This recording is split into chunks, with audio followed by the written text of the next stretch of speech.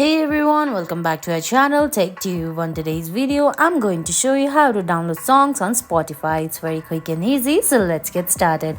First, open the Spotify app on your phone. If you don't have the app yet, you can get it from Google Play Store or the Apple App Store. Once you do that, sign in into your Spotify account. Make sure you have a Spotify Premium. Now, on your bottom of your screen, you can see there's Home, Search and your library. Go to your library. Once you do that, on the top right corner you can see a small plus sign. Tap on it, and from the little menu prompting up from the bottom, tap on playlist. Once you tap on playlist, give it a name, then tap on create. Now all you have to do is select add to this playlist button, and from the search bar you just have to search the name of the artist or the name of the song. Then scroll down, find the song and tap on that plus sign right beside the song or artist. Then Spotify is going to suggest you the songs similar to that genre.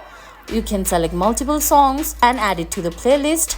Now all you have to do is go back and you can see there's a playlist. Right below the name of the playlist you can see a small download sign.